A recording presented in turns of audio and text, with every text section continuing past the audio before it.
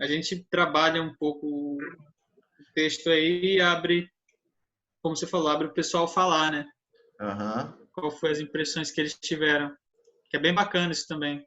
É importante também eles participarem, né? Também. Tá bom, então. Então vamos continuar um pouco aqui. Aí eu vou falar mais um pouco, entendeu? Né, do que é a felicidade para ele e aí já entrar na parte da civilização. Né?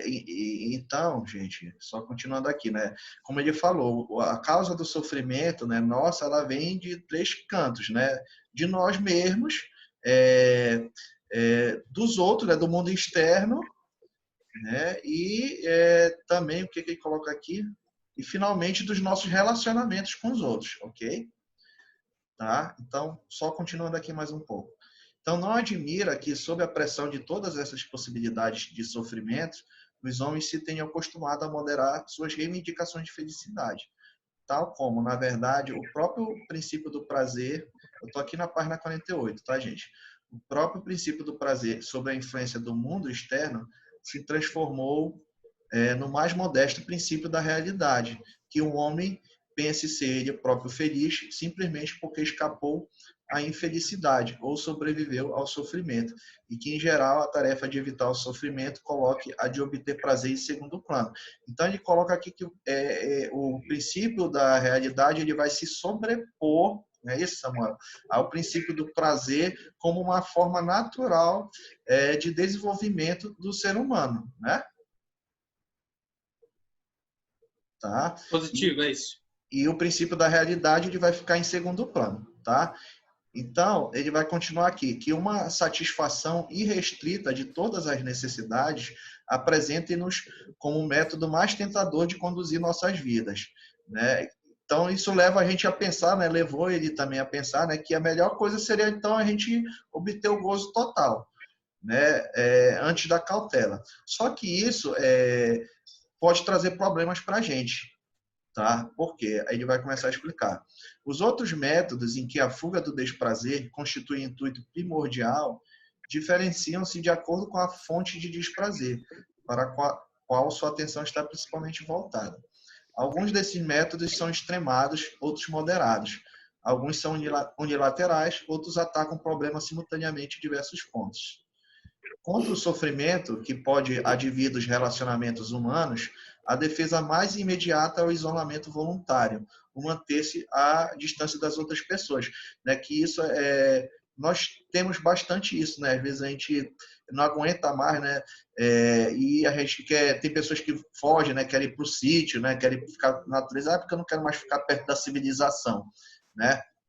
Então a felicidade passível de ser conseguida através desse método é como vemos a felicidade da quietude.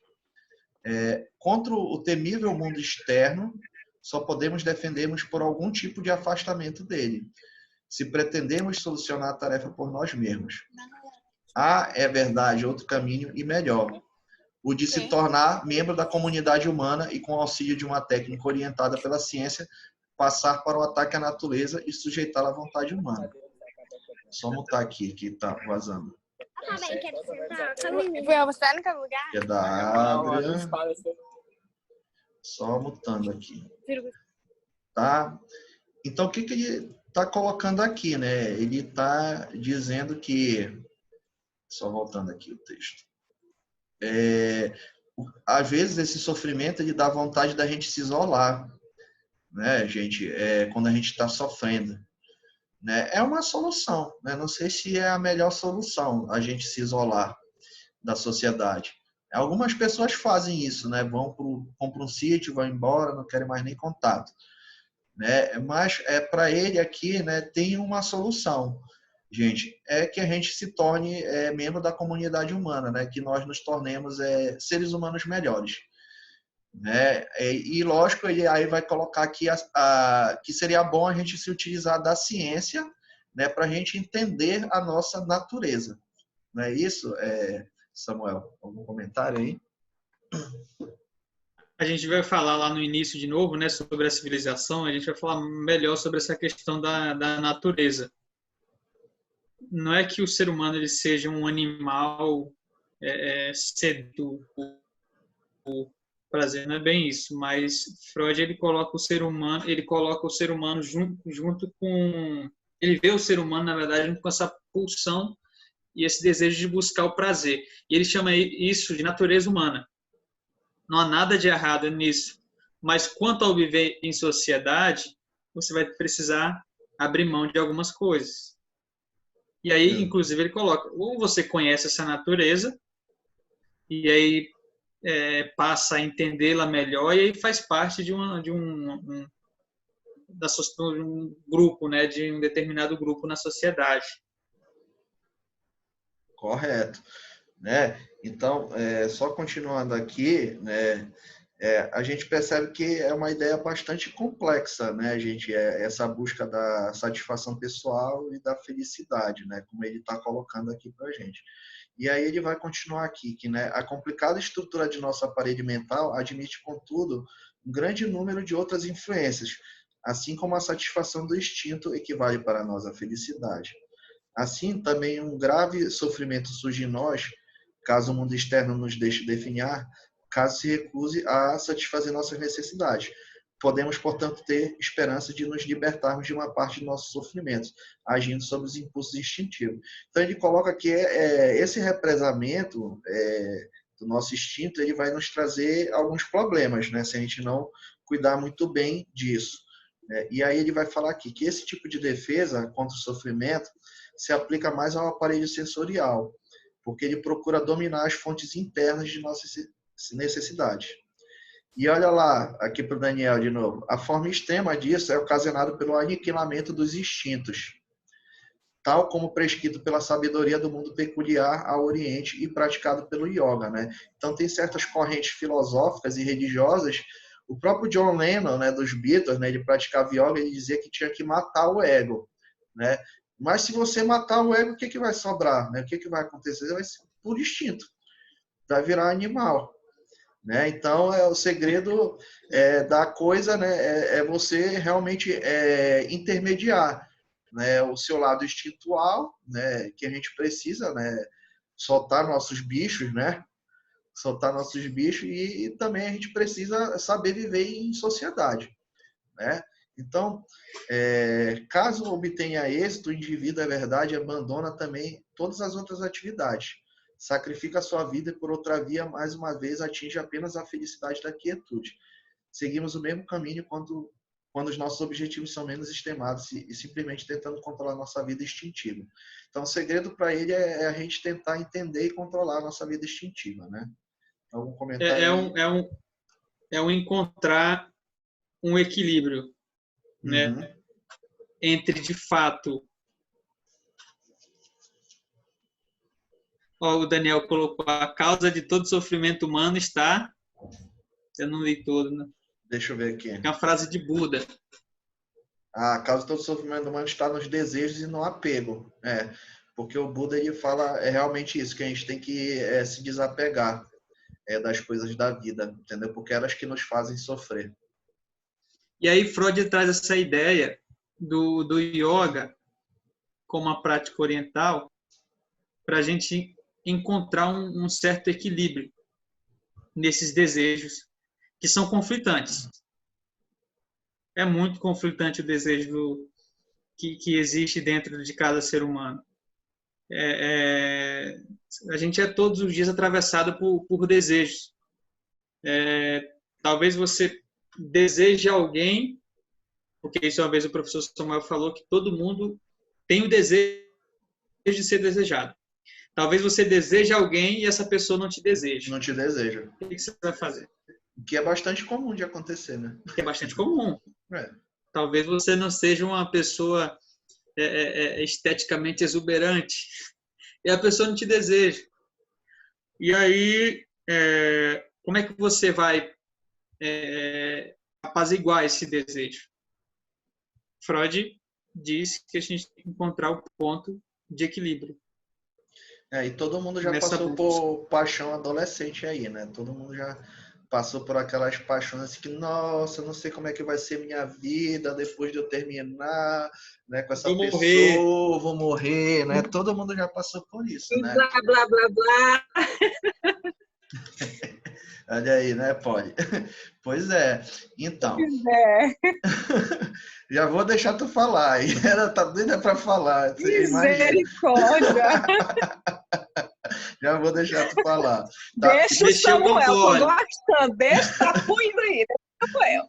Beleza. Mexeu com alguma coisa na pole aí. Que bom. Então, vamos passar aqui logo para a parte 3, né, Samuel, que já fala da civilização, né, que senão a gente não fecha, né? Então, gente, ele vai continuar aqui. Ele falou, né, das 3 fontes de sofrimento, né, e aí ele continua aqui. O poder superior da natureza, a fragilidade dos nossos próprios corpos e a inadequação das regras que procuram ajustar os relacionamentos dos seres humanos na família, no Estado e na sociedade. Tá? Ele vai falar aqui, quanto à terceira fonte, a fonte social do sofrimento, nossa atitude é diferente. Não a admitimos de modo algum. Não podemos perceber por que os regulamentos estabelecidos por nós mesmos não representam, ao contrário, uma proteção e benefício para cada um de nós. Contudo, quando consideramos o quanto fomos mal sucedidos exatamente nesse campo de prevenção de sofrimento, surge em nós a suspeita que também aqui é possível jazer por trás desse fato uma parcela de natureza inconquistável. Dessa vez, uma parcela da nossa própria constituição psíquica. Então, esse argumento sustenta que o que chamamos de nossa civilização é, em grande parte, responsável por nossa desgraça e que seríamos muito mais felizes se abandonássemos e retornássemos às condições primitivas. Chamo esse argumento de espantoso porque, seja qual for a maneira por que possamos definir o conceito de civilização, constitui fato incontroverso que todas as coisas que buscamos a fim de nos protegermos contra as ameaças oriundas das fontes de sofrimento fazem parte dessa mesma civilização. Então, como foi que tantas pessoas vieram a assumir essa estranha atitude de hostilidade para com a civilização? Então, ele vai falar aqui, não sou suficientemente erudito para fazer remontar a origem de sua cadeia, o mais distante possível na história da espécie humana, mas um fator desse tipo, hostil à civilização, já devia estar em ação na vitória do cristianismo sobre as religiões pagãs, de uma vez que se achava intimamente relacionado à baixa estima dada à vida terrena pela doutrina cristã. A penúltima dessas ocasiões se instaurou quando o progresso das viagens de desconhecimento conduziu ao contato com povos e raças primitivas, em consequência de uma observação insuficiente de uma visão equivocada de seus hábitos e costumes. Eles apareceram aos europeus como se levassem uma vida simples e feliz, com poucas necessidades, um tipo de vida inatingível por seus visitantes com sua civilização superior. Então, só indo aqui por parte, né, para a gente entender, ele vai falar aqui que nós temos uma hostilidade para com a civilização e ele vai tentar explicar de onde veio, né? Então, inicialmente, de acordo com Freud, logicamente, né, o início da civilização começou a ter origem, né, quando o cristianismo substituiu as religiões pagãs, né? Por quê? As religiões pagãs elas são ligadas a quê? À terra, né? A essa vida aqui nossa. Né? Eles dizem que nós temos que aproveitar, o carpe diem, aproveitar a vida agora enquanto estamos vivos. E aí o cristianismo ele chega com uma ideia que é totalmente oposta, né? Que ela diz que nós temos que cuidar da nossa vida aqui na Terra, né? Para que lá na frente a gente alcance um espaço lá no céu. Né? Então é totalmente diferente. O que você acha isso? Essa ideia do cristianismo,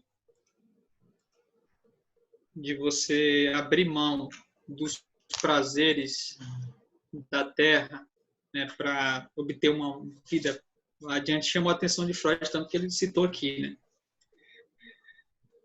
Né? Isso causaria menos sofrimento ao ser humano? Pois é, será que questionamento. Essa é uma questão. Porque se eu desejo não ter, eu sofro. E a gente sabe que, como foi falado no início, nem tudo que eu desejo eu vou alcançar. A gente pode se apegar a algumas frases de motivação, você consegue, mas o ser humano se sabe, ele se conhece. né? E talvez você não consiga alcançar aquele desejo. Não estou falando de sonho, de realização, de meta, não estou falando de desejo mesmo, né?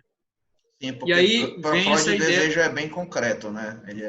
e vem essa ideia do cristianismo, de você não se apegar a essas questões terrenas, às paixões da carne, né, como diz. Exatamente. E que era uma visão pagã, né? Então, aqui ele vai continuar deixa eu passar aqui mais um pouco para ver aqui, ele vai entrar na explicação, né? Tá, essa parte aqui é importante que ele vai falar. Então, gostaríamos de perguntar, estou passando mais um pouco, né, gente, porque o nosso tempo já está chegando. Então, gostaríamos de perguntar, não existe, então, nenhum ganho no prazer, nenhum aumento inequívoco no meu sentido de felicidade, se posso tantas vezes quantas me agrade escutar a voz de um filho meu que está morando a milhares de quilômetros da distância ou sabendo o tempo. Tá? Então, além, né, da religião, também surgiram a ciência e outras formas de conhecimento que fizeram a civilização evoluir, né? Só que aí ele questiona aqui, isso nos tornou mais felizes? Isso que a gente está vivendo hoje em dia, né? O avanço da tecnologia, dos meios de comunicação, o que vocês acham, enquanto estudantes de psicologia? Isso tornou as pessoas mais felizes? Ou, assim, tipo, permanece a mesma coisa? Né? Eu acho que é isso que é a contextualização que a gente deve fazer com hoje em dia que ele fala, né? Que a civilização ela evoluiu até certo ponto, que muitos dos nossos problemas já foram resolvidos, né? Na época dele, por exemplo, o telefone facilitou com que ele pudesse falar com o filho dele, né? O trem fez com que o avião, né, fez com que a gente pudesse fazer viagens longas. A medicina avançou, né? Então tivemos vários avanços. Só que nem isso trouxe felicidade, né, total para o homem, né? Ele coloca aqui que isso acabou, né, virando um prazer barato, né? Que nem a anedota, né, do prazer obtido ao se colocar a perna nua para fora das roupas de cama numa fria noite de inverno e recolher novamente. Aquela velha história, né? Quem tem rede sabe, né? Você roçar lá o seu dedinho, né, na rede, não tem nada mais prazeroso do que isso, né? Tá? Então, se não houvesse ferrovias para abolir as distâncias, meu filho jamais teria deixado sua cidade natal e não precisaria de telefone para ouvir sua voz. Se as viagens marítimas transoceânicas não tivessem sido introduzidas, meu amigo não teria partido em sua viagem por mar e eu não precisaria de um telegrama para aliviar minha ansiedade. Então, a sociedade ela tem uma função, a civilização, né? Ela nos permitiu sair da natureza. Né? Hoje em dia a gente não sofre mais perigos como antigamente, porque eu já sei que eu devo viver na cidade, né, para me proteger dos perigos. Né? E isso foi algo que o homem conquistou. Né? Ele coloca aqui, é algo histórico, é cultural, assim como a própria cultura, né? São ganhos nossos da sociedade. Né? Ele vem falar. Quer comentar aí, né? Tu tá doido para comentar, né? Fala aí. Não, até que tudo bem. Uhum, beleza, então. Bora ver aqui se a gente dá tempo da gente chegar mais um pouco lá para frente, então. Tá? Cadê aqui? Então, olha aqui. Beleza, acho que chegou. Deixa eu ver aqui. Mais uma vez, aqui, portanto, nós contentaremos em dizer que a palavra civilização descreve a soma integral das realizações e regulamentos que distinguem nossas vidas das de nossos antepassados animais e que serve a dois intuitos a saber. Olha aí, qual é a função da sociedade para o Freud? O de proteger os homens contra a natureza e o de ajustar os seus relacionamentos mútuos, a fim de aprendermos mais, reuniremos os diversos aspectos singulares da civilização, tal como se apresentam nas comunidades humanas. Então, ele vai falar aqui que a primeira etapa é fácil. Reconhecemos como culturais todas as atividades e recursos úteis aos homens por lhes tornarem a terra proveitosa e por proteger-nos contra a violência das forças da natureza, e assim por diante. Em relação a esse aspecto da civilização, dificilmente pode haver qualquer dúvida. Tá? Então, ele vai falar aqui do totem tabu. Olha lá, Samuel. Se remontarmos suficientemente às origens, descobriremos que os primeiros atos de civilização foram a utilização de instrumentos, a obtenção de controle sobre o fogo e a construção de habitações. Entre estes, o controle sobre o fogo sobressai como uma realização extraordinária e sem precedentes, ao passo que os outros desbravaram caminhos que o homem desde então passou a seguir e cujo estímulo pode ser facilmente percebido. Através de cada instrumento, o homem recria seus próprios órgãos motores ou sensoriais, ou amplia os limites do seu funcionamento. Tá? Então, não vou ler tudo, que é muita coisa. Tá?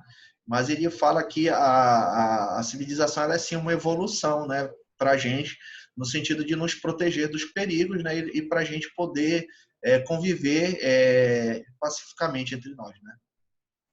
Algum comentário aí? Essa ideia de civilização para o Freud, por isso que essa obra ela é fantástica, assim. Ele não é contra essa ideia de civilização. Eu diria que Freud ele é mais ou menos essa. Bom, já que vocês decidiram viver em civilização, em grupo, então pelo menos aprendam a viver em grupo. Pelo menos aprendam a gerir bem essa economia da pulsão. Porque, simbolicamente para Freud, qual é a função do Estado? É o que a gente leu. E aí isso entra até no terreno da política. Qual é a função do Estado? Garantir a segurança do indivíduo. Exatamente, olha lá, aí puxando, né, hoje então, porque a gente está vivendo, né, será que todos nós estamos nos sentidos seguros, né, vivendo essa situação que nós estamos vivendo, né?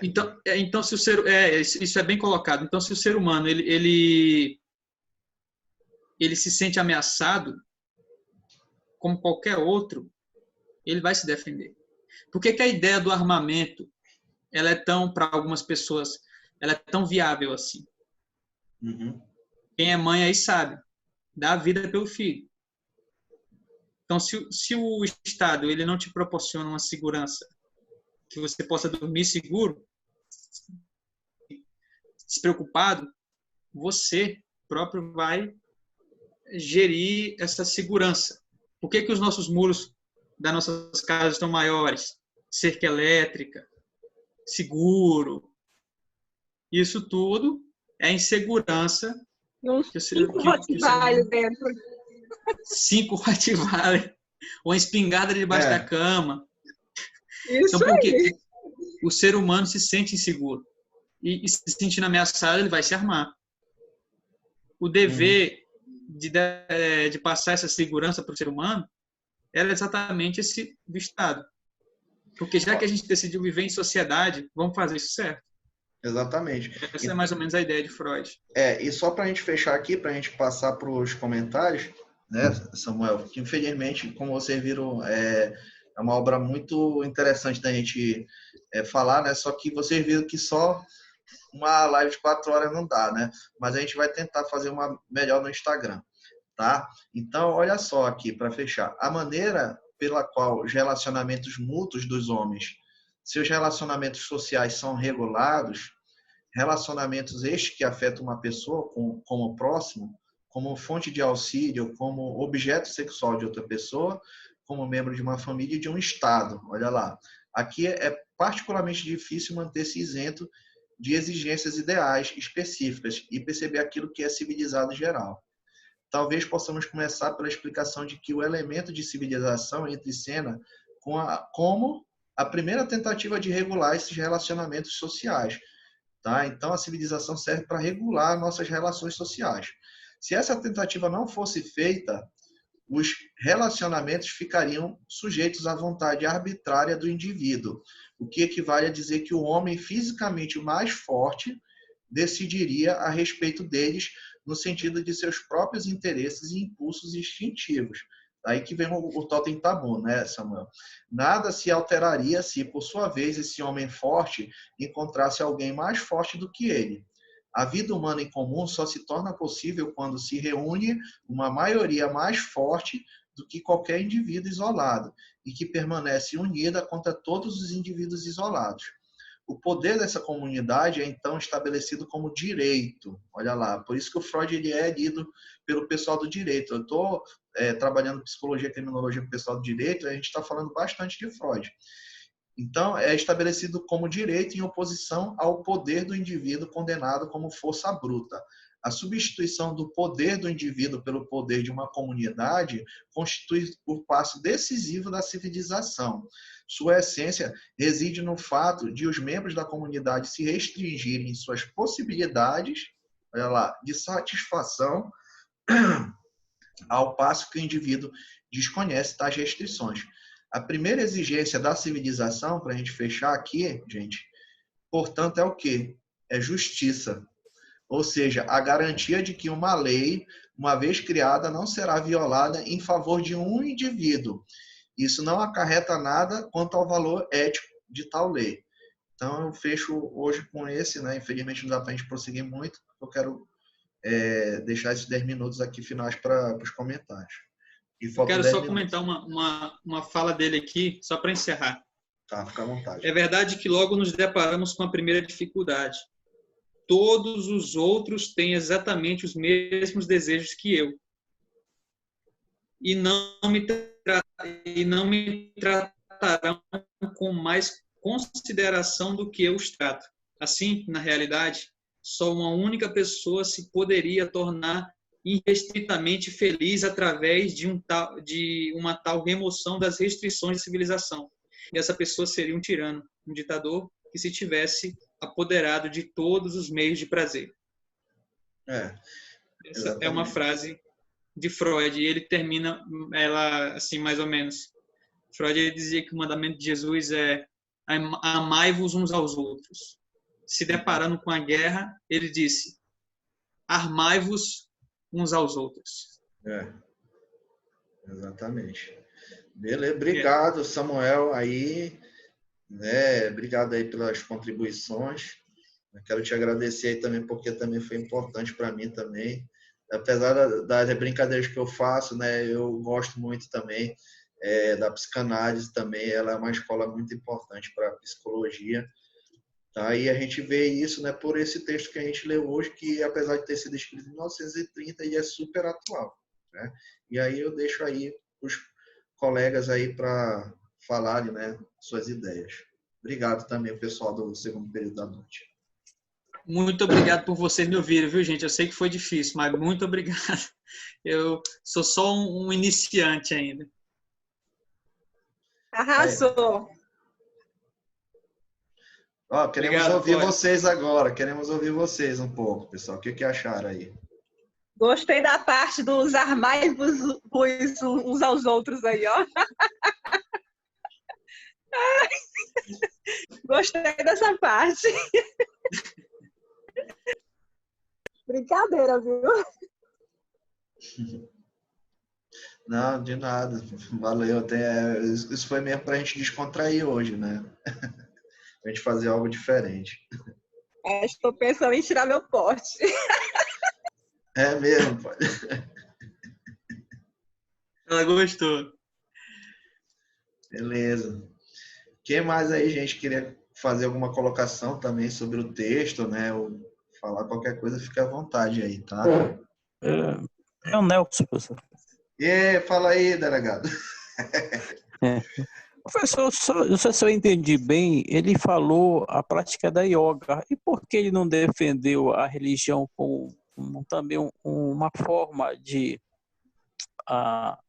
diminuir esse sofrimento? Eu entendi mal o texto. Eu entendi que ele talvez procurou assim, e não falou porque a yoga ela é uma prática, né, de você relaxamento. Seria uma forma de o homem controlar esses instintos, mas por que ele não se apegou à religião? Porque ele é controverso, Freud. Ele foi bem duro realmente com a religião, né? Mas ele reconhece o valor, né? Ele coloca a religião no canto da sublimação, né? No canto da abstração, né? Assim como a cultura, né? Ele coloca junto com a cultura, a arte, a religião como formas de escaparmos, né, desse sofrimento, né? Só que elas não respondem por todo esse sofrimento humano, né? Essa que é a crítica que ele fala, né? Porque a questão libidinal aí para ele ainda está presente, né? É isso, Samuel? Me ajuda aí. Professor. Fala, Daniel. Pelo que eu entendi que ele diz acerca da religião, ele fala que, no caso, a espiritualidade, né, o sentimento oceânico que ele chama, está presente em todos os indivíduos, certo? Certo, ele correto. Não consegue escapar disso. Porém, eu vejo que a crítica que ele faz à religião é meio que de tirar proveito desse sentimento. Isso, certo? Beleza, é isso aí. Assim como o Skinner, né, ele vai criticar as instâncias, né, quem controla, né, assim como a política e etc, ele vai criticar nesse sentido, a instituição, não, ele reconhece, né, que isso é algo natural do ser humano, né, que isso inicia no desenvolvimento da vida psíquica, né, só que ele acha que não precisa de alguém para controlar isso, né, nesse sentido. Foi o que eu entendi também do texto. Deu para esclarecer, Nelson?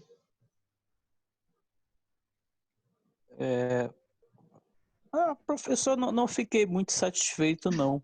Porque eu entendo assim, apesar dele, foi até, o Daniel fez esse comentário, foi até bom, mas eu penso o seguinte, na prática mesmo, para você, vamos dizer assim, inibir esses instintos, a religião, no meu ponto de vista, é um fator mais determinante para isso, entendendo? Ele tem assim, uma força de trazer o homem desse instinto animal para esse instinto cultural, entendendo? Eu penso nesse sentido. E não pode, apesar desse ponto de vista que a própria igreja absorveu essa situação para outro significado, mas eu não quero ir para esse caminho, não. Eu estou só batendo nesse ponto aí, que a religião ela é muito forte e tem esse poder também de trazer, de aplacar esse instinto violento do homem. Eu concordo contigo, é como a gente colocou aqui, né? A gente, não sei se vocês perceberam, mas a gente tentou, ao máximo, assim, separar, né? O que era a visão dele, né? Do que realmente é, né? Porque todos nós sabemos, né? Que Freud, ele é polêmico, né? Então, ele tem opiniões, assim, bem próprias dele, né? E bem duras também, né? Bem pessimistas, realmente. Então, realmente, para ele, né, nesse sentido, a religião não ajuda tanto, mas, lógico, né, vamos refletir, né, pessoal, vamos pensar. Né, é lógico que a religião ela tem o seu lugar, né, dentro da sociedade, né? Ok. Professor. Oi, Adri, pode falar. Eu queria fazer uma pergunta assim, eu não sei como é que é assim, a visão de Freud nesse sentido, né, de por exemplo, dessa, por exemplo, contenção dessa pulsão, né, que no caso que é o que o seu Nelson estava falando, relacionada à culpa, porque eu percebi muito vocês falando que ele relaciona muito religião à culpa. Como é que ele enxerga essa questão desse controle, né, disso com culpa? Será que ele acha que de fato é viável fazer esse controle, que isso seja regulado, né? Com essa culpa que ele acha que a religião acaba trazendo? Eu penso assim também, não sei, né? Tá, só falta 2 minutos, Samuel. Quer responder aí? Eu não sei se eu quiser abrir outra para responder, para a gente continuar a conversa, que tá legal, né? Tá, vamos, então fico mais... O pessoal vai topar também, né? Vocês topam ficar mais uns 10 minutinhos, uns 15 minutinhos? 5 minutos, filho. Tá, beleza. Então vou fechar